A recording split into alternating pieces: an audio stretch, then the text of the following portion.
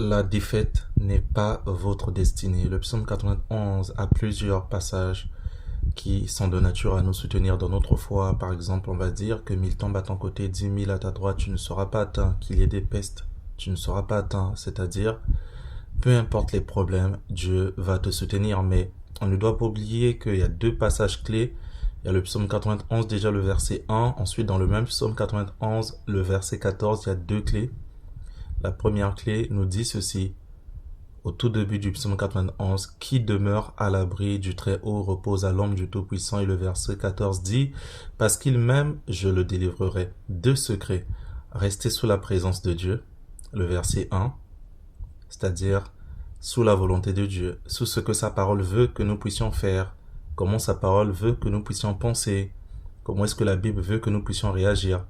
Et l'autre, aimer Dieu, c'est-à-dire donner à Dieu la première place. Ne pas faire en sorte que Dieu soit la cinquième, la 10e place. Comme j'aime le dire, souvent dans notre vie, si on analyse ce qu'on fait, on se rendra compte que le sommeil prend peut-être la première place. Ensuite, le travail ou les études prend peut-être la 2e place. Ensuite, les séries peut-être télévisées, les matchs de football, les théâtres, je ne sais pas. Nos détentes, en tout cas, peuvent prendre les 3e, 4e, 5e, 6e places. Et au final, parfois Dieu, il est à la 10e place. Le Seigneur Jésus-Christ dit que celui qui m'aime garde mes commandements. Donc, comme la Bible dit que celui qui m'aime garde mes commandements, en réalité, le psaume 91, le verset 14 nous dit « Parce qu'il garde mes commandements, parce qu'il cherche ma volonté, parce qu'il cherche à me plaire, je le protégerai. » Alors, j'aimerais dire à quelqu'un, comme j'ai dit au départ, la défaite n'est pas votre destinée. Faites attention. Peu importe ce que vous traversez, augmentez votre amour pour Dieu. Augmentez votre soif de demeurer dans sa présence. Ne maudissez pas le Seigneur, ne vous écartez pas de lui. Sachez aussi une chose, qu'avant qu'une défaite physique arrive, en général, elle passe par une défaite spirituelle.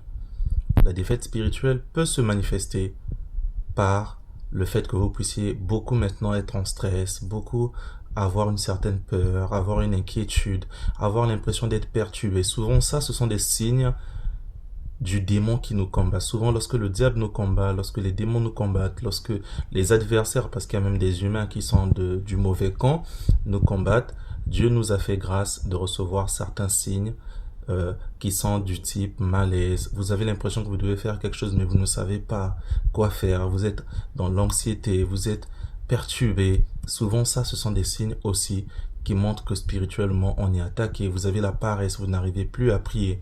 Donc, ces défaites spirituelles finissent par exemple par devenir des défaites souvent physiques. Alors, ce qu'il faut faire, c'est qu'il faut vraiment augmenter notre amour pour Dieu, c'est-à-dire notre amour de rechercher en chaque circonstance, dans des occasions simples, la volonté de Dieu, appliquer la volonté de Dieu, tuer notre propre volonté. Et en ce moment-là, on verra que le Seigneur va nous montrer réellement que la défaite n'est pas notre destinée. Et on va maintenant hériter du fait que le même psaume 91 dit que 1000 tombent à ton côté, 10 000 à ta droite, tu ne seras pas atteint. Que la peste soit là, tu ne seras pas atteint. Pourquoi? Parce que le verset 1 dit, parce que tu te mets sous sa volonté, parce que tu te mets sous sa présence, rien ne peut t'atteindre. Merci et bien de choses à vous.